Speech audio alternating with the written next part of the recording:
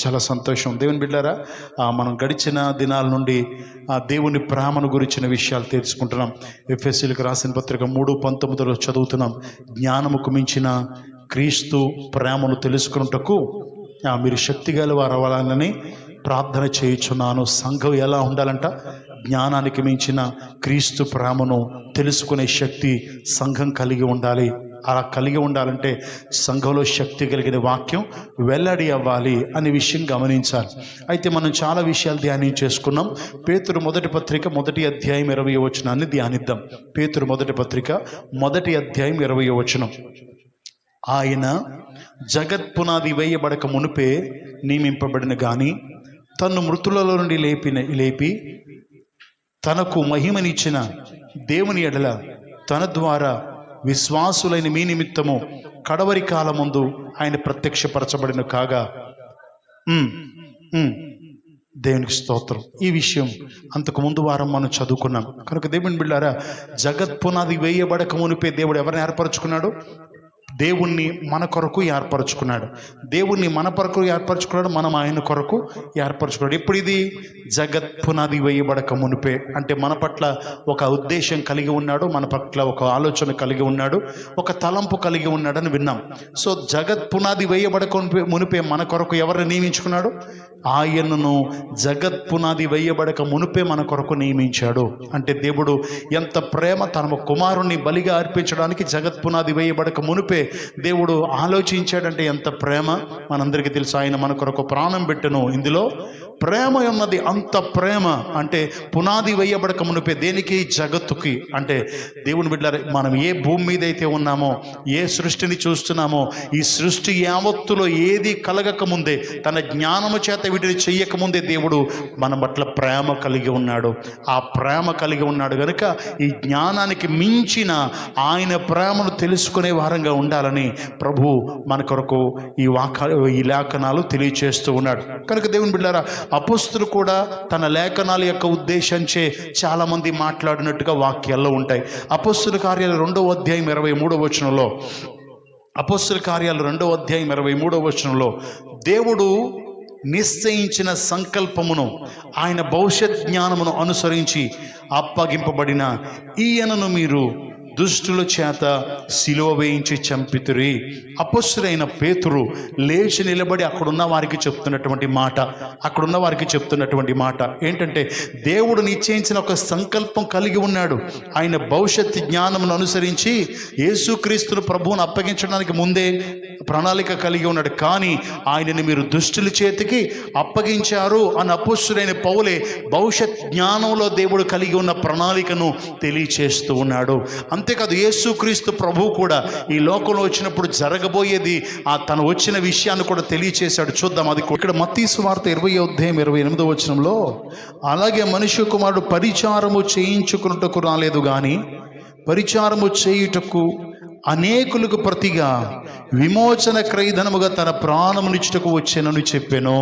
అంటే దేవాది దేవుడు అనగా మన యేసుక్రీస్తు ప్రభు ఈ లోకంలో ఉన్నప్పుడు ఆయన చెప్పిన మాట, ఆయన అంటున్నాడు, నేను పరిచారము చేయించుకోవడానికి రాలేదు కానీ ఎందుకు వచ్చానని చెప్తున్నాడు, అనేకులకు ప్రతిగా విమోచన క్రయధనముగా తన ప్రాణాన్ని పెట్టడానికి వచ్చినట్టుగా యేసుక్రీస్తు ప్రభు కూడా వాక్యంలో వెల్లడి చేస్తూ ఉన్నాడు. అంటే అలనాడు ప్రవక్తలు చెప్పడమే కాదు, ఆ తర్వాత యేసుక్రీస్తు ప్రభు కూడా ఎందుకు వచ్చాడు అనే విషయం జగత్పునాది వేయబడక మునిపే నిర్ణయాన్ని చెప్తున్నాడు. నేను వచ్చింది అనేకుల పాప ప్రాయశ్చిత్తం కొరకు వచ్చాను అని చెప్తున్నాడు. 26వ అధ్యాయంలో అదే మత్తయి సువార్త 26వ అధ్యాయంలో 27, 28 వచనాలు కూడా చూస్తే, 27, 28 కూడా చూస్తే, మరియు ఆయన గిన్నె పట్టుకుని కృతజ్ఞతాస్తుతులు చెల్లించి వారికి ఇచ్చి, దీనిలోనిది మీరు త్రాగుడి, ఇది నా రక్తము అనగా పాప క్షమాపణ నిమిత్తము అనేకుల కొరకు చిందించబడుతున్న నిబంధన రక్తము. యేసుక్రీస్తు ప్రభు తన శిష్యులకు చెప్తున్నాడు ఏమని? అనేకుల కొరకు ఇది నా రక్తము అనగా పాప క్షమాపణ నిమిత్తము అనేకుల కొరకు చిందించబడుతున్న రక్తము. అంటే యేసుక్రీస్తు ఇంకా బలియాగము కాక మునిపే తను తెలియచేస్తున్నాడు. ఎందు నిమిత్తము దేవుడు నియమించాడో ఆ నియమాన్ని తెలియచేస్తూ ఉన్నాడు. అనేకుల పాపం కొరకు నేను ప్రాయశ్చిత్తముగా నా రక్తాన్ని చిందించబోతున్నాను అని చెప్తున్నాడు. కనుక దేవుని బిడ్డలారా గమనించాలి, మనందరికీ తెలిసిన విషయాలు ఇవన్నీ. సో కాబట్టి అంటే దీని అర్థం ఎందుకు చెప్తున్నా అంటే, జగత్ పునాదికి ముందే దేవుడు ఒక సంకల్పాన్ని కలిగి ఉన్నాడు, తన కుమారుని మన కొరకు అర్పించడానికి యేసుక్రీస్తు ప్రభు వచ్చి కూడా తన తండ్రి చిత్తాన్ని తెలియజేస్తున్నాడు. యోహాను గారు ఆయన కంటే ముందుగా పంపబడినప్పటికీ యేసుక్రీస్తును చూసిన వెంటనే ఆయన ఒక మాట చెప్పాడు, ఇదిగో లోక పాపములు మోసుకొని పోవు దేవుని గొర్రె పిల్ల. అంటే యేసుక్రీస్తు లోకములో ఉన్న ప్రతి మనిషి యొక్క పాపములను మోయడానికి క్రయధనముగా తన ప్రాణాన్ని అర్పించడానికి వచ్చినవాడు అని. అంతేకాదు యేసుక్రీస్తు ఒక మాట చెప్తారు, నేను గొర్రెలకు మంచి కాపరి తన గొర్రెల కొరకు ప్రాణము పెట్టును అనగా యేసుక్రీస్తు ప్రభు. ఈ వచనాలు ఎందుకు చెప్తున్నానంటే, యేసుక్రీస్తు ప్రభు కూడా తండ్రి చిత్తాన్ని నెరవేర్చడానికి వచ్చి అవే మాటలు చెప్పాడు తప్ప తప్పించుకొని ఆలోచనలో ఆయనలో లేడు. కనుక దేవుని బిడ్డారా గమనించాలి, ఆయన అంటున్నాడు, గొర్రెలకు మంచి కాపరి తన గొర్రెల కొరకు ప్రాణం పెడతారు అని. దేవునికి స్తోత్రం. అంటే యేసుక్రీస్తు ప్రభు మన కొరకు పంపించబడడానికి జగత్పూర్వమే ఆయన ఏర్పరచబడ్డాడు. అంటే దీనిలో ప్రేమ ఉంది అని మనం తెలుసుకుంటున్నాము అనే విషయం గమనించాలి. ఎఫెసీయులకు రాసిన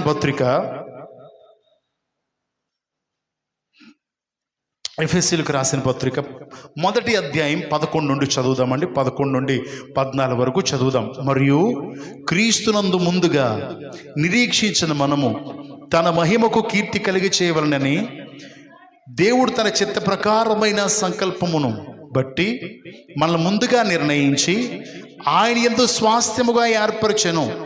ఆయన తన చిత్తానుసారంగా చేసిన నిర్ణయము చెప్పున సమస్త కార్యములు జరిగించుచున్నాడు. మీరును సత్యవాక్యమును అనగా మీ రక్షణ సువార్తను విని విశ్వాసముంచి వాగ్దానం చేయబడిన ఆత్మచేత ముద్రించబడుతిరి.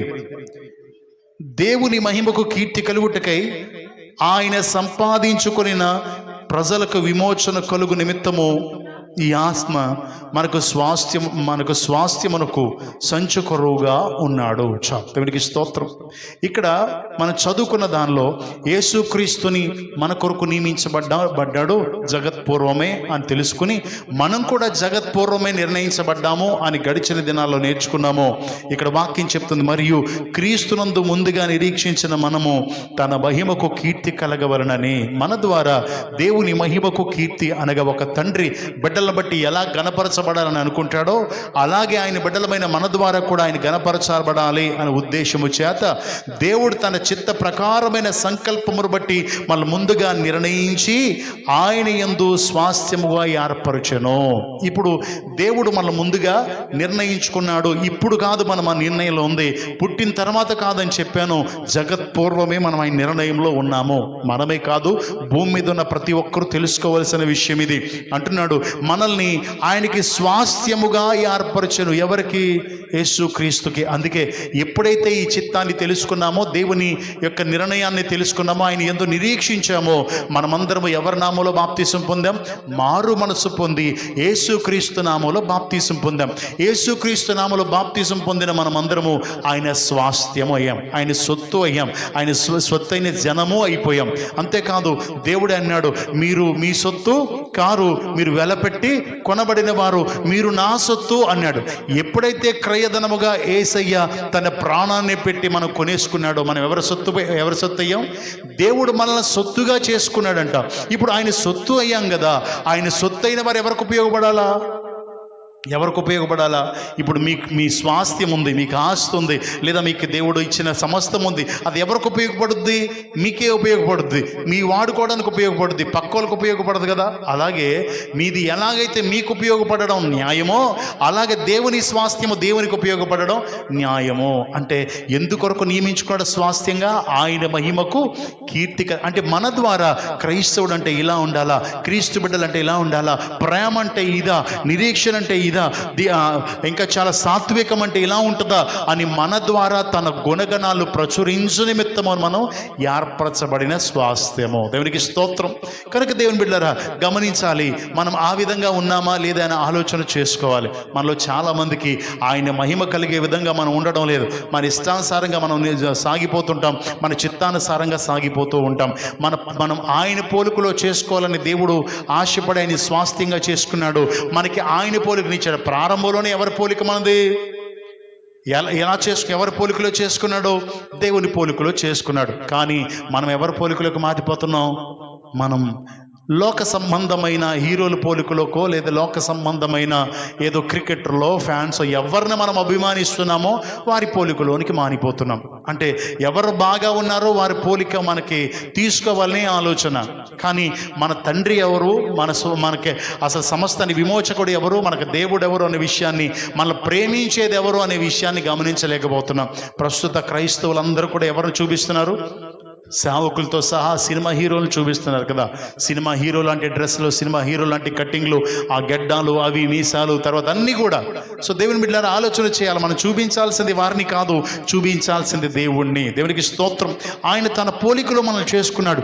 అంటే పలానా హీరో అంటే నాకు ఇష్టం, పలానా హీరోయిన్ అంటే ఇష్టం, వారి పోలికలోనికి మారిపోవాలి అనే ఉద్దేశం. దేవుని బిడ్డలారా ఆలోచన చేయాలి. మంది వారి పోలిక కాదు, అసలు ఎవరు హీరో అని ఆలోచన చేస్తే మనం ఒక మాస్టరు పిల్లల్ని పిలిచాడంట. పిల్లల్ని పిలిచి అడిగాడంట, మీకు ఇష్టమైన హీరో ఎవరు అంటే ఒకరు అన్నాడంట, నాకు ఎన్టీఆర్ అంటే ఇష్టం, ప్రభాస్ అంటే ఇష్టం, అల్లు అర్జున్ అంటే ఇష్టం, ఇంకా ఎక్స్ట్రా చాలా పేర్లు చెప్పేశారంట. సరే చాలా బాగుంది. ఒకటి పిలిచాడంట స్టేజ్ మీదకి. అబ్బాయి వచ్చాడు. అబ్బాయి వచ్చిన తర్వాత అన్నాడంట, నీకు ఎవరంటే ఇష్టం? అది అబ్బాయి అన్నాడంట, నాకు ఎన్టీఆర్ అంటే ఇష్టం అండి. సో ఎన్టీఆర్ కొరకు ఏం చేస్తావు? ఎన్టీఆర్ కొరకు అవసరమైతే ప్రాణమే ఇచ్చేస్తానండి అన్నాడంట. ఓహో, అంత ప్రేమ ఏంటండి? నేను వేసే స్టైల్ కూడా అదే, నా వేసే గడ్డం కూడా అదే. ఆయన పోలే, ఆయన ఏ డ్రెస్ వేస్తే నేను ఆ డ్రెస్ వేస్తాను, ఆయన ఏ బెల్ట్ వెళ్తే నేను ఆ బెల్ట్ ఆడతాను అని చెప్పాడంట. సో అంతగా అభిమానిస్తున్నావా? ఆయన నాకు నచ్చిన హీరో అండి, అతని కోసం బోల్డ్ ఖర్చు పెడతానండి. మా రిలీజ్ సినిమా వస్తే ఆ వాల్ పోస్ట్లో ఫస్ట్ వాల్ పోస్ట్ నాదే, వాల్ పోస్ట్లో ఫోటో నాదే, బెనిఫిట్ షో ఫస్ట్ టికెట్ నాదే అని చెప్పాడంట. సో ఇంత అభిమానమా? అంత అభిమానం అండి, ఎంతైనా ఖర్చు చేస్తాను అన్నాడంట. అప్పుడు అన్నాడంట, ఇప్పుడు మొన్న నీకు జ్వరం వచ్చింది కదా, నీకు టైఫాయిడ్ వచ్చి ఆ ప్లేట్లెట్స్ పడిపోయినాయి కదా, హాస్పిటల్లో 15 రోజులు పెట్టారు కదా, ఎన్టీఆర్ గారు వచ్చారా అని అడిగాడంట. అని అడిగితే రాలేదండి అన్నాడంట. ఒక పూటైనా నేను పరామర్శించారా, నీకు సేవ చేశారా అంటే చేయలేదండి అన్నాడు. ఈరోజు స్కూల్కి వచ్చావు కదా, లంచ్ బాక్స్ తెచ్చుకున్నావు కదా, ఎన్టీఆర్ గారు ఏమన్నా నీకు పంపించారా అని అడిగాడంట. పంపించలేదండి అని చెప్పాడంట. నీకు ఎప్పుడైనా ఇబ్బంది, నీకు ఈ బట్టలు ఉతికేది ఎప్పుడైనా ఒక డ్రెస్ కానీ ఏదైనా ఉతికి పెట్టాడా అంటే ఉతికి పెట్టలేదు. ఇలా అన్నీ అడుగుతూ ఉంటే నీ యోగక్షేమాలు ఎప్పుడైనా చూశాడా అంటే చూడలేదండి అని చెప్పాడంట. సో ఇప్పుడు నువ్వు తలదూకొని చక్కగా నీట్గా ఇస్త్రీ చేసుకుని వచ్చారు కదా, ఆయన ఏమన్నా చేశాడా అంటే చేయలేదు. నీకు ఒక డ్రెస్ కొని పెట్టాడా అంటే కొని పెట్టలేదండి. నీకు స్కూల్ ఫీజులు మొన్న చాలా ఎక్కువైపోయినాయి కదా, మళ్ళీ బుక్స్ ఫీజులు, బస్ ఫీజులు ఎవరైనా ఎన్టీఆర్ గారు కట్టారా కొంచెమైనా అంటే కట్టలేదు అని చెప్పాడంట. సో ఇలా చెప్పిన తర్వాత అప్పుడు అన్నాడంట, ఇప్పుడు నీ బుక్స్ ఫీజు కట్టేది ఎవరు అంటే మా నాన్నగారండి. నీకు మొన్న హాస్పిటల్లో పెట్టారు కదా, హాస్పిటల్కి ఎంత పంపించారు ఎన్టీఆర్ గారు అంటే పంపించలేదండి. మరి బిల్ అంతా 15 రోజులు బిల్ ఎవరు కట్టారు? మా నాన్నగారే కట్టారండి. ఓహో సరే సంతోషం. ఈ డ్రెస్ ఎవరు కొనిచ్చారు? ఈ డ్రెస్ మా నాన్నగారే కొనిచ్చారు. బుక్స్ ఎవరు కొనిచ్చారు? మా నాన్నగారే కొనిచ్చారండి. మరి హాస్పిటల్లో అన్ని రోజులు పరిచర్య ఎవరు చేశారు? మా అమ్మగారే చేశారండి. నీకు అన్నీ చేయించి బట్టలు ఉతికి అన్నీ చేసేది ఎవరు? మా అమ్మగారండి. టిఫిన్ పెట్టింది ఎవరు? నీకు అన్నం పెట్టింది ఎవరు? మా అమ్మగారండి. అంటే పుట్టిన కాడి నుంచి అన్నీ చేసేది ఎవరు? మా అమ్మ నాన్నేనండి. అప్పుడు అడిగారంట, ఇప్పుడు చెప్పరా మీకు హీరో ఎవరు అంటే అప్పుడు అన్నాడంట సిగ్గుపడుతూ, అన్నాడు కదా, అన్నాడు నిజం, నేను చూశాను అది. అప్పుడు సిగ్గుపడుతూ అతను అన్నది ఏంటంటే, అమ్మ నాన్న నా హీరో అన్నాడు. దేవునికి స్తోత్రం, హల్లెలూయా. ఎవరినో హీరో పెట్టుకొని వారి కొడుకు డబ్బులు తగలేసి నీకు వారికి సంబంధమే లేకుండా వాళ్ళ కొడుకు అన్నీ తగలేస్తున్నావు. కానీ ఇప్పుడు ప్రస్తుత దినాల్లో పిల్లలకి అమ్మ విలనో నాన్న విలనో, అమ్మ నాన్న వీళ్ళ వాళ్ళ మాటలు నచ్చో, పెంచి పెద్ద చేసి అన్ని అవసరతలు తీర్చి వారి కొరకు శ్రమపడి నిద్రారలు మానేసి అంత పరిచర్య చేస్తుంటే అమ్మంటే అమ్మ మాట, మా అమ్మ మాట చిరాకు, మా నాన్న మరీ బొత్తుగానే అనే స్థితిలో పిల్లలు అయిపోయారు. కానీ మా అమ్మ నాన్నే మాకు హీరోలు అని చెప్పుకునేలా లేరు. దేవునికి స్తోత్రం. మనల్ని పెంచి ఈ స్థితిలో ఉన్నామంటే, చక్కటి ఇస్త్రీ బట్టలు, చక్కటి నాణ్యమైన బట్టలు కొనుక్కున్నామంటే ఆ నాన్నకున్నాయా? అమ్మకున్నాయా? నీకున్నాయి. అంటే నీకు హీరో ఎవరో అని అడిగితే ఆ పిల్లోడు చెప్పాడు, ఇక నుంచి నా హీరో మా అమ్మ నాన్న. దేవునికి స్తోత్రం, హల్లెలూయా. దేవుని నామానికి మహిమ కలుగును గాక. ఒక హీరో ఎందుకు హీరో అయిపోయాడు అంటే, దేవుని బిడ్డలారా, అతను అన్యాయం జరుగుతుంటే వచ్చేసి ఫైటింగ్ చేసేస్తాడు కదా, గబగబా వాళ్ళని కొట్టేస్తాడు, అంతే చేసేస్తాడు, అక్కడ సేవ్ చేస్తాడు, ఒక అమ్మాయిని సేవ్ చేస్తాడు, లేకపోతే ఎవరినో సేవ్ చేస్తాడు. సేవ్ చేసిన తర్వాత అక్కడ ఉన్న వీళ్ళని అందరినీ ఇబ్బంది పెడుతుంటే లాస్ట్లో వీళ్ళని చంపేస్తాడు, ఆయన హీరో అయిపోతాడు. సో నిజంగా నిజ జీవితంలో కూడా అలా చేయాలంటే మనం కూడా బోల్డ్ మంది చంపేయాలి కదా, వెళ్ళిపోవాలి, అన్యాయం చేసిన చంపేయాలి, అప్పుడు మనం హీరో అయిపోవాలి. ఇది కాదు హీరోయిజం అంటే. సో దేవుని బిడ్డారా, సర్వశక్తి కలిగిన వాడు హీరో. దేవునికి స్తోత్రం. నువ్వు నిలబడిన భూమిని తయారు చేసిన వాడు హీరో, నీకు ఊపిరినిచ్చిన వాడు హీరో, ప్రతి సమయంలో నీకు ఉపకారం చేస్తున్నాడు. యెహోవా అందరికీ ఉపకారి, నీకు కాపరిగా ఉండి కంటికి కనుపాప ఉన్నట్టు నిన్ను కాపాడుతూ అరచేతిలో చెక్కుకొని నేను విడువక ఎడమాయక నీ తల వెంట్రుకలన్నీ లెక్కించి ప్రతి దినము పోషించడానికి సమస్తాన్ని సమకూర్చి ఇంతవరకు నిన్ను కాపాడిన దేవుడు కదా హీరో. దేవునికి స్తోత్రం. నీ పక్షాన్ని వ్యాజ్యమాడేవాడు, నీ పక్షాన్ని యుద్ధం చేసేవాడు, నీకు న్యాయం చేసే న్యాయాధిపతి కదా హీరో. ఆయనని మించిన శక్తి కలిగిన వారు ఎవరున్నా? సర్వశక్తిమంతుడు దేవుడు. దేవునికి స్తోత్రం. బహుబలాఢ్యుడు నీ దేవుడు, ఆయన మాటే శక్తి గలది. అలాంటి శక్తి కలిగిన వాడు మనకి హీరో. దేవునికి స్తోత్రం. నీ క్రాఫ్, నీ జుట్టు, నీ చెప్పుల దగ్గర నుంచి క్రాఫ్ వరకు ఎవడో పోలిక కాదు. ఏ దేవుడు మనల్ని చేసుకున్నాడో ఆ దేవుని పోలికను వచ్చేయాలి. దేవునికి స్తోత్రం, హల్లెలూయా. మనల్ని చేసుకున్న దేవుడు మనకు తెలుసు.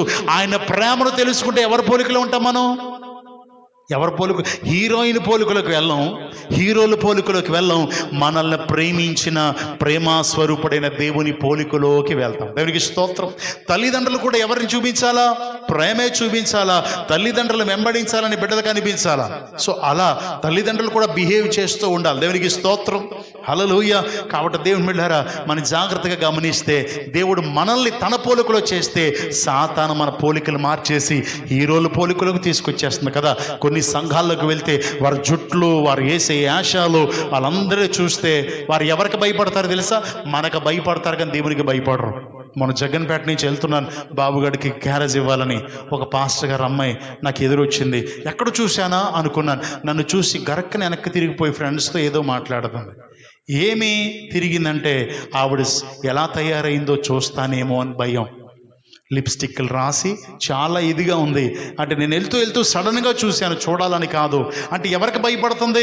అయ్యో మొన్న మా చర్చికి వచ్చి పాస్టర్ గారు వాక్యం చెప్పారు, నన్ను చూస్తాడేమో అని పాస్టర్ గారు అమ్మాయి వెనక్కు తిరిగింది. పాస్టర్ గారు చూస్తారు కదా, దేవుడు చూస్తాడని తెలియాలి. నువ్వు ఇంటి దగ్గర బయలుదేరినప్పుడు ఎలా వెళ్తావో తెలియదు, కానీ కాలేజీలో నీ ఇష్టానుసారంగా ఉన్న దేవుడు చూస్తున్నాడు అనే భయం నీకు ఉండాలి. దేవునికి స్తోత్రం. అయ్యో ఆయన పోలికను నేను మారిపోయాను కాబట్టి తిరిగి ఆయన పోలికలోకి రావాలి అనేటువంటి అవగాహన క్రైస్తవులకు ఉండాలి. దేవునికి స్తోత్రం, హల్లెలూయా.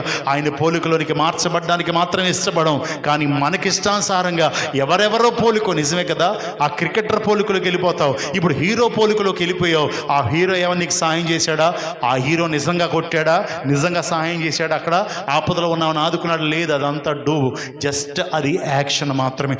కొన్ని లక్షలు సంపాదించడానికి కొన్ని కోట్ల డబ్బులు తీసుకొని హీరో యాక్ట్ చేస్తాడు, దానిలో అతనికి కోట్ల డబ్బులు వస్తాయి. అతని పోలికలకు మారిపోయి వేల డబ్బులు నీకు పోతాయి కదా. అంతే కదా, వేల డబ్బులు నీకు పోతాయి. అతనేమో చక్కగా కోట్లు ఇచ్చుకుని పై నుంచి దూకేసినట్టు ఉంటుంది, లేదు వైరట్టుకుని అలా ఏలాడుతూ ఉంటుంది, స్క్రీన్ మాత్రం లాగుతారు, అతను అక్కడే ఉంటాడు, కోట్ల రూపాయలు ఇచ్చుకుంటాడు. నువ్వు అమ్మా నాన్న అయిష్టంగా మాట్లాడి వారు దాచుకున్న డబ్బులు తీసుకెళ్ళి బెనిఫిట్ షూలో పెట్టేసి అతని పోలికలోకి వెళ్ళిపోతున్నావు. నేను ఎవరి గురించి చెప్పడం లేదు, క్రైస్తవుల గురించి చెప్తున్నాను. క్రైస్తవులు ఉండాల్సిన స్థితి ఇది కాదు.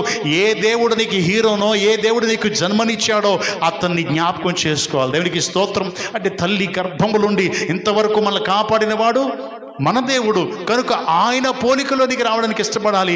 ఆయన పోలికలకు రావాలనే తన కుమారుని పంపించాడు. దేవునికి స్తోత్రం.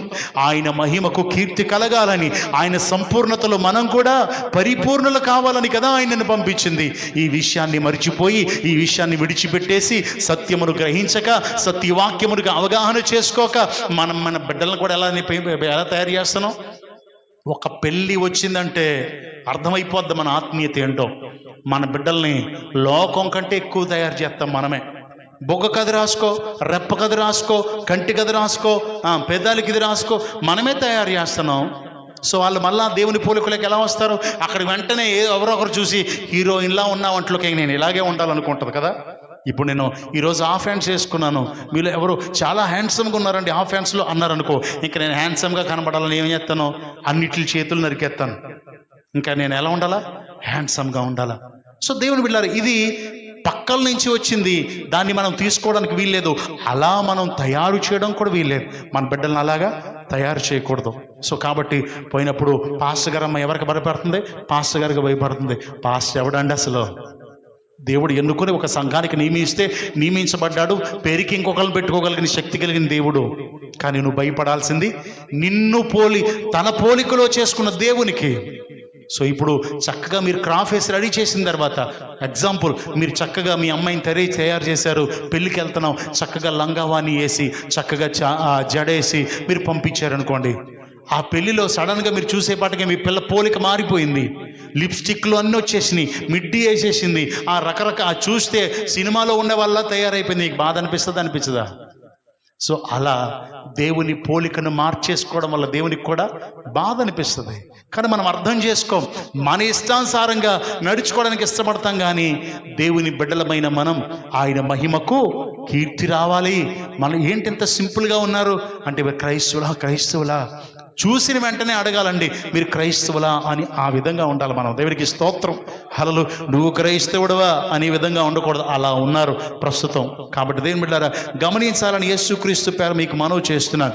మీరును సత్యవాక్యమును అనగా మీ రక్షణ సువార్తను విని క్రీస్తునందు విశ్వసించి ఆ విశ్వాసం ఉంచి వాగ్దానం చేయబడిన ఆత్మచేత ముద్రించబడుతురి. దేవుని మహిమకు కీర్తి కలుగుటకై ఆయన సంపాదించుకున్న ప్రజలకు విమోచన కలుగు నిమిత్తము దేవుడు తన ఆత్మను మన స్వాస్థ్యానికి సంచు కరువుగా భరోసాగా ఇచ్చాడు. దేవునికి స్తోత్రం. దేవుని ఆత్మ ప్రేరేపణ లేదే మనం ఆయన ప్రార్థన కూడా చేయలేము. అందుకే ప్రతి నిత్యము మనం ప్రభువా పరిశుద్ధాత్మ దేవ నాకు సహాయం చేయండి అని అడగాలి. అయితే ఈ వాక్యాన్ని తర్వాత ధ్యానిద్దాం. కానీ ఇప్పుడు సత్యవాక్యమును మనం జాగ్రత్తగా వింటున్నామా? సో జాగ్రత్తగా వింటే మారు మనసు వస్తుంది కదా, మనం విమోచించబడతాం కదా, యేసు రక్తంలో కడగబడతాం కదా. యేసు రక్తంలో కడగబడిన మనం ఆయన నామానికి మహిమ తెచ్చే వారిగా ఉన్నామా? మళ్ళీ అక్కడ రాశాడు, ఆయన మహిమకు కీర్తి కలగాలి అని. కొలస్సీలకు రాసిన పత్రిక 1వ అధ్యాయం 5-6 వచనాలు చదువుదామా? కొలస్సీలకు రాసిన పత్రిక 1వ అధ్యాయం 5-6 వచనాలు. మీ యొద్దకు వచ్చిన స్వార్థ సత్యమును గూర్చిన బోధ వలన ఈ నిరీక్షణను గూర్చి మీరు ఇంతకుముందు వింటిరి. ఈ సువార్త సర్వలోకములో ఫలించుచు వ్యాపించునట్లుగా మీరు దేవుని కృపను గూర్చి విని సత్యముగా గ్రహించిన నాటి నుండి మీరు సహితము ఫలించి వ్యాపించుచున్నది. దేవునికి స్తోత్రం. హల్లెలూయా. మీలో సహితము ఫలించి వ్యాపించుచున్నది అని వాక్యం సెలవిస్తుంది. దేవుని బిడ్డలారా గమనించండి, ఈ సువార్త ఏ సత్యవాక్యం అయితే మనం వింటున్నామో, సత్యవాక్యము, సత్యం అనగా వాక్యము, వాక్యమే సత్యము, వాక్యమే సత్యము, వాక్యమే దేవుడు. సో కాబట్టి ఈ సత్యవాక్యాన్ని విన్న మనం ప్రభువుని అంగీకరించాము. అయితే ఇంతవరకు వింటానే ఉన్నాము. ఈ సువార్త సర్వలోకములో ఫలించుచు వ్యాపించునట్లుగా. దేవుని బిడ్డలారా ఈ సువార్త ఎక్కడ ప్రారంభమైంది? యెరూషలేములో ప్రారంభమైంది కదా. దేవుడు యెరూషలేములో వారిని ఉండిపోమన్నాడు. అక్కడ వాళ్ళు ఆ మేడ మీదకి వెళ్ళిపోయారు. అక్కడ నుంచి ప్రారంభమైంది సువార్త. దేవునికి స్తోత్రం. హల్లెలూయా. కాబట్టి దేవుని బిడ్డలారా గమనించాలి, అక్కడ ప్రారంభమైన సువార్త ఫలించుచు వ్యాపించుచు వచ్చింది. ఫలించుచు వ్యాపించుచు ఎక్కడికి వచ్చేసింది? ఇండియాకి వచ్చేసింది. మన గెద్దాడికి కూడా వచ్చేసింది. గెద్దాడికి పరిచయం చేసిన మొదటి పాస్టర్ గారు ఎవరు? ఏలియా పాస్టర్ గారు. రైట్. ఆయన ద్వారా కూడా ఇప్పుడు ఏమైంది? వ్యాపించుచు వచ్చింది. వాక్యము సువార్త సర్వలోకములో ఫలించింది. దేవునికి స్తోత్రం. వాక్యం మన యందు నిలిచి ఉండి ఫలించే ఉండాలి. దేవుడు అన్నాడు, మీ ఫలములు ఫలించాలన్నారా, ఫలించొద్దన్నాడా? ఫలించాలి. ఫలాలు ఎలా ఉండాలి? నిలిచి ఉండాలి అని చెప్పాడు. సో కాబట్టి అలా ఫలం నిలిచి ఉండే స్థితిలో ఉన్నామా? మేము ఫలించలేదండి అంటే ఏంటి ఇప్పుడు ప్రాబ్లం అంటే, దేవుడు అన్నాడు ఫలించని ప్రతి చెట్టు, ఫలించని ప్రతి తీగె ఏమవుద్దంట? నరకబడి ఎక్కడ పడుతుంది? అగ్నిగుండంలో వేయబడుతుంది. అది యోహాను గారు కూడా చెప్పారు. ఇప్పుడే గొడ్డలి చెట్టు వేరును పట్టబడి ఉంది. నువ్వు ఒకవేళ ఫలించలేదా ఏం చేస్తాడు? నరికేస్తాడు, తీసి అగ్నిలో పడేస్తాడు. సో దేవుని బిడ్డారా, అలనాడు దేవుడు అప్పగించే దేవుని యొద్ద ఉన్న 12 మంది శిష్యులు, తర్వాత ఆయన ఆత్మ పొందుకున్నప్పుడు ఉన్నటువంటి వారందరి ద్వారా సువార్త ఫలించి వ్యాపించింది. దేవునికి స్తోత్రం. ఇప్పుడు ఆత్మఫలమేమనగా ఎవరిలో ఉండాలి? మనలో ఉండాలి. ఆత్మఫలమేమనగా ప్రేమ, మొదటిది సంతోషం. ఇవన్నీ మనకు తెలుసు. ఇది ఏం చేయాలంట? ఫలించడమే కాదు, వ్యాపించాలి. ఇప్పుడు మన సుభద్రమ్మకి ఒక అర్టికల్ వేసింది, ఫలించింది. ఫలించిన తర్వాత ఆవిడింట్లోనే ఉండిపోయిందా? మా ఇంటికి కొన్ని కాయలు వచ్చాయి, మీ ఇంటికి కొన్ని కాయలు వచ్చాయి. ఏమయ్యింది? వ్యాపించింది. అక్కడికిక్కడ అందరికీ ఉపయోగపడింది. ఒక మామిడి చెట్టు వేసుకుంటాం, మనకున్న స్వభావం, కాయలు కాస్తే వాళ్ళకి 2, వాళ్ళకి 2, వాళ్ళకి 2, వాళ్ళకి 2 ఇస్తాం. సో మన ఫలాలు ఎక్కడి వరకు చెందాయి? పక్కింటి వరకు వెళ్ళిపోయాయి. అంటే మన ఫలములు ఏం చేయాలా? వ్యాపించాలి, ఫలించి వ్యాపించాలి. ఇప్పుడు అపొస్తలులు క్రీస్తు స్వరూపముతో మార్చబడి క్రీస్తును ప్రత్యక్షపరుస్తూ ఆత్మ ఫలములు కనపరుస్తూ వాళ్ళు ఏం చేశారు? వ్యాపించారు. అలా వ్యాపించిన సువార్త మన దేశానికి, మన ప్రాంతానికి, మన ఇంటికి కూడా వచ్చేసింది. దేవునికి స్తోత్రం. అయితే ఇక్కడ చెప్తున్నాడు, ఇంటికి కూడా వచ్చేసింది. మీరు దేవుని కృపను గూర్చి విని సత్యముగా గ్రహించిన నాటి నుండి, దేవుని వాక్యమును గ్రహించిన నాటి నుండి మీలో సహితము ఏం జరగాలి? ఇది మీలో సహితం ఏం జరగాలి? ఫలించి వ్యాపించుచున్నది. మరి వ్యాపిస్తుందా? మా ఇంటి పక్క వాళ్ళు ఇంకా మారలేదండి, మా ఎదుటివారు ఇంకా మారలేదండి, మా కొలీగ్స్ ఇంకా మారలేదండి, మా స్నేహితుడి కొరకు ప్రార్థన చేస్తాను మారలేదంటే కారణం మనం ఇంకా ఫలించలేదు. ఫలిస్తే ఏమవుతుంది? విస్తరిస్తుంది, వ్యాపిస్తుంది. ఆ వ్యాపించినప్పుడు ప్రతి ఒక్కరు ఫలములు చూసి ఆకర్షించబడతారు. దేవునికి స్తోత్రం. హల్లెలూయా. మనకి థామస్ అనేటువంటి ఫలం వచ్చింది. ఆ ఫలంలో ఉన్నటువంటి లక్షణాలు చూసి అది ఇండియా దేశానికి వ్యాపించింది. అందరూ ఆకర్షితులయ్యారు. అలా అలా అలా వ్యాపించగా ఎక్కడ వరకు వచ్చింది. కానీ మనం మాత్రం వ్యాపించడం లేదు. మా ఇంట్లో పలానా వాళ్ళు మారలేదండి. నీలో నీ ఫలం లేకపోతే ఎలా మారుతారు? నీలో వ్యాపించే గుణం లేకపోతే?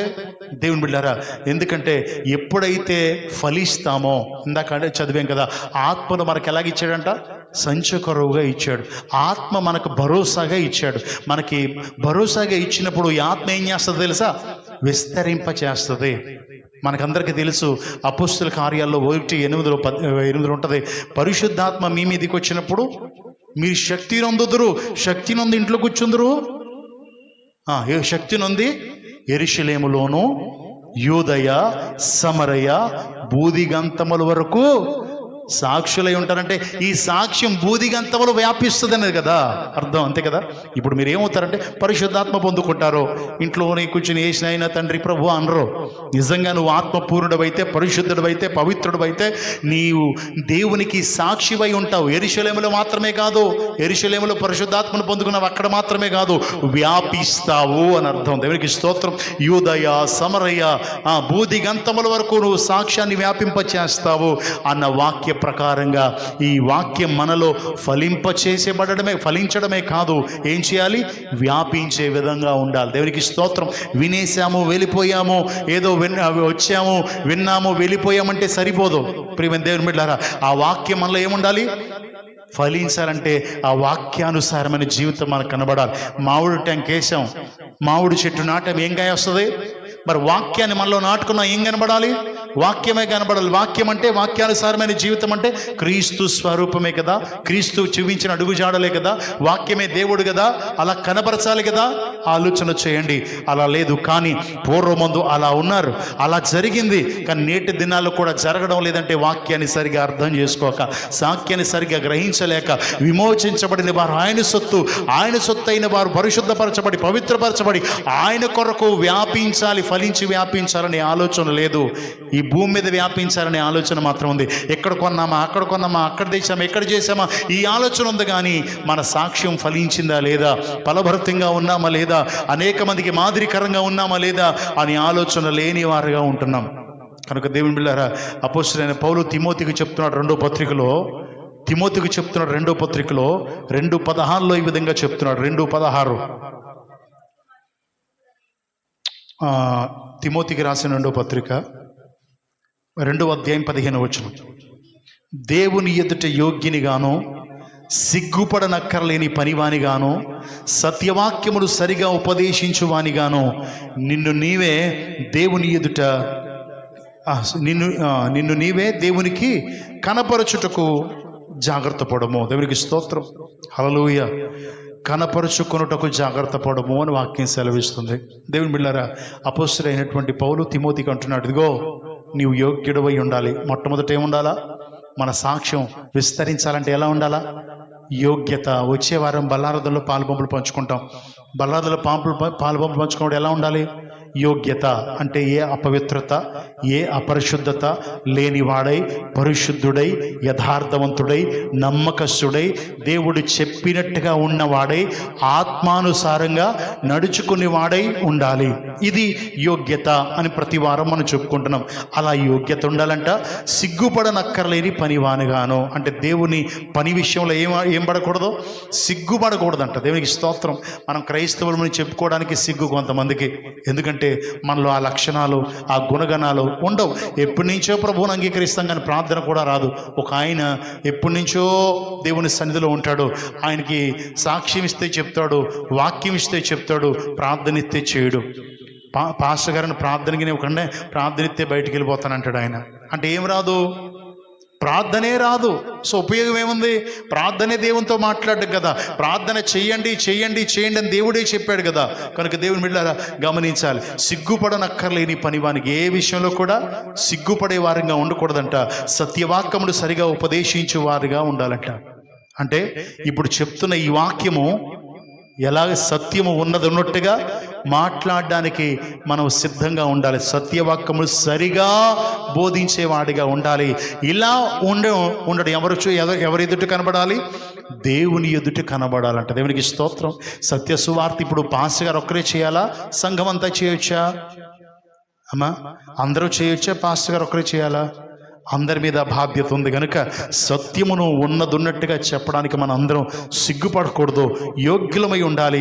ఒకవేళ ఏ విధంగా చెప్తున్నావో మనుషులు గమనించకపోయినా ఒక ఆయన చూస్తున్నాడనే విషయాన్ని గమనించాలి. దేవునికి స్తోత్రం, హల్లెలూయా. నిన్ను నీవే ఇలా ఉపదేశించడానికి నిన్ను నీవే దేవునికి కనపరుచుకున్నట్టుకు జాగ్రత్త పడము. అంటే దేవుడు చూస్తున్నాడనే విషయం మాత్రం మర్చిపోకు, దేవుడు మనతో ఉన్నాడనే విషయం మాత్రం మర్చిపోకు అని వాక్యం సెలవిస్తుంది. దేవునికి స్తోత్రం, హల్లెలూయా. దేవుని నామానికి మహిమ కలుగునుగాక. దేవుడు అంటున్నాడు యోహాను సువార్త 8:40 చెప్తున్నటువంటి మాట. యోహాను సువార్త 8వ అధ్యాయం 40వ వచనంలో దేవుడు అంటున్నాడు, దేవుని వలన విని సత్యము మీకు చెప్పిన వాడనైన నన్ను మీరిప్పుడు చంప వెదుకుచున్నారే. అబ్రహామట్లు చేయలేదు. దేవుడు అంటున్నాడు, మేము అబ్రహాం బిడ్డలం అని చెప్తూ ఉంటే దేవుణ్ణి ఎప్పుడు చంపేద్దామా అని శాస్త్రులు, పరిచయులు, అక్కడున్న సద్దుకైలు అందరూ ప్లాన్లు వేసుకుంటుంటే దేవుడు చెప్పినటువంటి మాట, దేవుని వలన వినిన సంగతులు మీతో చెప్పిన వాడనైన నన్ను. యేసుక్రీస్తు ప్రభు ఎవరి సంగతులు చెప్పేవాడంట? తండ్రి సంగతులే తప్ప తన చిత్తాన్ని ఎప్పుడు చెప్పలే. అన్ని విషయాల్లో తండ్రి బోధించిన విషయాలే, తండ్రి నాకు బయలుపరిచిన విషయాలే మీకు తెలియచేస్తున్నాను అని చెప్పేవాడు ఆయన. ఇక్కడ కూడా అంటున్నాడు, తండ్రి చెప్పే మాటలే నేను చెప్తున్నాను. అంటే తండ్రి ఏ చిత్తమైతే కలిగి ఉన్నాడో అవే మీకు తెలియచేస్తున్నాను. కానీ మీరు మమ్మల్ని చంపాలని చూస్తున్నారు. సత్యాన్నే మీకు చెప్తున్నాను, మీరు చంపాలని చూస్తున్నారు. అబ్రహాం అలాగా చేయలేదంటే నేటి దినాల్లో సత్యాన్ని చంపేసే స్థితిలో ఉన్నారు చాలామంది. అంటే వాక్యాన్ని కూనీ చేసేస్తున్నారు, వాక్యాన్ని పట్టించుకోవడం లేదు, వాక్యాన్ని సరిగా బోధించడం లేదు. విన్న మనమే దేవుణ్ణి మరలా సిలివేసే అనుభవాల్లోకి వెళ్ళిపోతున్నాం. ఆయన్ని బాహాటంగా సిలివేసే అనుభవంలోకి వెళ్ళిపోతున్నాం. అలనాడు గుడ్ ఫ్రైడే రోజున వేయబడిన సిలువు కాదు కానీ అది 2000 సంవత్సరాల క్రితం వేయబడింది. కానీ నేటి వరకు విశ్వాసులు ఆయన బాహాటంగా సిలువ వేసి మరణానికి అప్పగించే వారిగా ఉంటున్నారు. కనుక దేవుని బిడ్డారా, అలా ఉండకూడదని ప్రభు యేసుక్రీస్తు పేరు మనవి చేస్తున్నాను. యోహాను సువార్తలోని 17వ అధ్యాయం 26వ వచనం కూడా చదువుదామా? యోహాను సువార్త 17వ అధ్యాయం 26వ వచనం. నీవు నా యందు ఉంచిన ప్రేమ వారి యందు ఉండునట్లును, నేను వారి యందు ఉండునట్లును వారికి నీ నామమును తెలియజేసి తిని ఇంకను తెలియచేసేదనని చెప్పాను. దేవుడు ప్రార్థించిన ప్రార్థన శిష్యుల కొరకు మాత్రమే కాదు, అక్కడ రాయబడి ఉంటుంది. వారికి మాత్రమే కాదు, ఈ వాక్యాన్ని విని మారిన వారందరి కొరకు అని రాయబడి ఉంటుంది. సో అయితే దేవుని బిడ్డలారా, ఇక్కడ ఆయన చేసే ప్రార్థన ఏంటంటే, నీవు నా యందు ఉంచిన ప్రేమ. దేవునికి స్తోత్రం. మొదటిదే ప్రేమ, శ్రేష్టమైనది ప్రేమ. మనం ప్రేమ కలిగి ఉండడానికి ప్రయాసపడాలి. ఆయన అంటున్నాడు, ముందుగా నిర్ణయించుకున్నాం కదా నేను వాళ్ళ కొరకు వెళ్ళాలని. నువ్వు నిర్ణయించావు, ఆ ప్రేమను నాలో పెట్టావు. ముందు ప్రేమ, తర్వాత జ్ఞానం. ఇప్పుడు ప్రేమ పరిపూర్ణం కావాలి. దేవునికి స్తోత్రం. హల్లెలూయా. ముందు నువ్వు ఏ ప్రేమనైతే నాలో పెట్టావో, ఇక్కడ అంటున్నాడు, నీవు నా యందు ఉంచిన ప్రేమ వారి యందు ఉండాలని. యేసుక్రీస్తు పడే తాపత్రయం ఈ లోకానికి వచ్చి ఎలాంటి మనల్ని కూడా ఆయన ప్రేమ స్వరూపుడైన దేవుని స్వరూపంలోకి మార్చాలని, క్రీస్తులో ఉన్న ప్రేమ మనలో కూడా కనబడాలని కదా. ఇప్పుడు ఆయన ఏం చెప్తున్నాడు? నువ్వు నాకు ఏ ప్రేమ ఇచ్చావో ఈ ప్రేమ ఎవరిలో కనబడాలి? నాకు ఇచ్చిన శిష్యులో కనబడాలి. వాక్యం విని మారు మనసు పొందిన వారిలో కనబడాలి. మరి మనలో కనబడుతుంది ఆ ప్రేమ? ఇంకా ద్వేషాలు, కోపాలతోనే సాగిపోతున్నామా అని చెప్తున్నాడు ఆయన. ఏమని చెప్తున్నాడంటే, వారి యందు ఉండినట్లును, నేను వారి యందు ఉండినట్లును వారికి నీ నామమునే తెలియచేసి తిని. తండ్రి ఎంత ప్రేమ కలిగిన వాడో, ఎంత గొప్పవాడో, ఏ ఉద్దేశం కలిగి ఉన్నాడో, ఆయనకున్న సంకల్పం ఏంటో అన్నీ తెలియచేయబట్టే కదా అపోస్తలుడైన పౌలు ఇందాక మనం చదివాం. అపోస్తలుడైన పేతురు నిలబడి చెప్తున్నాడు, భవిష్యత్ జ్ఞానాన్ని బట్టి దేవుడు పంపించాలనుకున్నాడు, కానీ మీరు మాత్రం దుష్టుల చేతికి అప్పగించారు అని చెప్తున్నాడు. సో ఇవన్నీ వారికి తెలియచేస్తున్నాడంట. ఇంకనూ తెలియచేసేదనని చెప్పాను. పరిశుద్ధాత్మ దేవుడు నేటి వరకు కూడా క్రీస్తు ప్రేమ మనకు తెలియచేస్తూనే వస్తున్నాడు. ప్రతిరోజు వాక్యము ద్వారా ప్రతిరోజు మనం వింటూనే ఉన్నాం. ఇంత ప్రేమ విని వెళ్ళిపోతున్నాము, కానీ ఆ ప్రేమను తెలుసుకోలేని పరిస్థితిలో ఉంటున్నాం. ప్రియమైన దేవుని బిడ్డలారా, గమనించాలి. దేవుడు ముందు ప్రేమ కలిగి ఉన్నాడు. ఆ ప్రేమ కలిగిన దేవుడు మనల్ని లోకంలోనికి పంపడానికి జ్ఞానము చేత సమస్తాన్ని చేశాడు. సమస్తాన్ని చేసి నిన్ను ఆ భూమి మీదకి పంపించాడు. ఇప్పుడు మనం అపరాధముల చేత, పాపముల చేత చచ్చిన వారమై ఉండగా, ప్రేమ నుండి ఎడబాసిన వారమై ఉండగా, మరలా ప్రేమను గుర్తెరగడానికి యేసుక్రీస్తు లోకానికి పంపి ప్రేమను ఎరిగే వారిగా ఉండాలి. మీలో ఆయన ప్రేమ ఉండాలని ఆశపడుతున్నాడు, కానీ మనం మాత్రం ఆయన ప్రేమను కలగలేని, ఆ ప్రేమను కనపరచలేని స్థితిలో క్రైస్తవులు ఉంటున్నారు. ఇక అలా ఉండడానికి వీళ్ళే. దేవునికి స్తోత్రం. మనలో ఆయన ప్రేమ ఫలించి విస్తరించేయాలి. దేవునికి స్తోత్రం. విస్తరించాలి, వ్యాపించాలి అని ప్రభువు కోరుకుంటున్నాడు. ఆ కోరిక పట్టే అలనాడు అనేక మంది దైవ సేవకుల యొక్క త్యాగమే మన వరకు వ్యాపించిన ఈ వాక్యము. దేవునికి స్తోత్రం. సో మనల్ని బట్టి ఎంతమంది మారగలిగారు, ఎంతమందికి మన సువార్తను చెప్పగలిగాం, ఎంతమందిని ప్రభు సన్నిధికి నడిపించగలిగాం. ఊరుకొండ పాంటర్ గారు నేనే సరిగా లేను, ఇంకెవరు నడిపిస్తాం అనే స్థితిలో ఉండిపోయామా? ఇన్ని దినాలుగా మన మందిరానికి వెళ్ళి నేర్చుకున్న విషయాలు ఏంటి? మీరు వచ్చే ఏదో వెళ్ళిపోతారో, మిమ్మల్ని ఏదో అనేయాలా చేసేయాలని కాదు. మీరు క్రీస్తు ప్రేమను ఎరిగిన మీరు మారు మనసు పొంది, పాపక్షమాపణ పొంది, యేసు రక్తములో కడగబడి, బాప్తిజం పొంది, ఆయన స్వాస్థ్యంగా మార్చబడి, ఆయన ప్రేమ మీరు కలిగి అనేక మందికి చూపించాలని కదా దేవుని ఉద్దేశం. అందుకు కదా రావడం. వచ్చి కానుకేసి ఆయన వందనాలను చెప్పేసుకుని వెళ్ళిపోవడానికి కాదు కదా దేవుని మందిరానికి రావడం. అలా మారిన మీరు ఆయన మహిమకు కీర్తి కలిగే విధంగా మీరు ఉంటే, అప్పుడు ఆయన వచ్చినప్పుడు ఆయనతో పాటు ఎత్తబడే గుంపులో మీరు ఉండాలని కదా. దేవుని బిడ్డలారా, మనం అందరము కలిసి ఒకానొక దినాన అందరము యేసయ్య సన్నిధిలో చేరి ఆయనను స్తుతించే వారంగా ఉండాలని కదా. మనమందరము కలిసి దేవుడిచ్చే ఆ నీతి కిరీటాన్ని, ఆ జీవఫలాన్ని తినాలని కదా మన ఉద్దేశం అంతా కదా. పరలోకానికి వెళ్ళి అవన్నీ తినాలని కదా, ఇక్కడ ఉండాలని కాదుగా, శాశ్వతంగా అక్కడ ఉండిపోవాలని కాదుగా. దేవుడు అంటున్నాడు, ఎవరికి తెలియని ఒక కొత్త పేరు, అంటే దేవుడు మనకు ఒక ముద్దు పేరు పెట్టుకుంటున్నాడు. సో అక్కడ ఆ ముద్దు పేరు చేత పిలువబడతాం. చంటి తల్లి అంటాం, బంగారు తల్లి అంటాం. అలా దేవుడు ఒక తెలియని మంచి పేరు పెట్టుకున్నాడు. ఆ పేరుతో పిలుస్తాడు. ఎవరికి అనుగ్రహించబడిన కేవలం అక్కడే తినగలిగే జీవవృక్ష ఫలాలు తింటాము. అలాగే నీతి కిరీటాన్ని ధరిస్తాము. ఇవన్నీ పొందుకోవాలనే తప్ప ఏదో వచ్చి వెళ్ళిపోయి ఏదో 4 మాటలు చెప్పానా, మీరు వినేశారా, వెళ్ళిపోయారా, ఆహా ఓహో అనేసుకుంటారని కాదు. గమనించాలని ప్రభువైన యేసుక్రీస్తు పేర మీకు మనవి చేస్తున్నాను.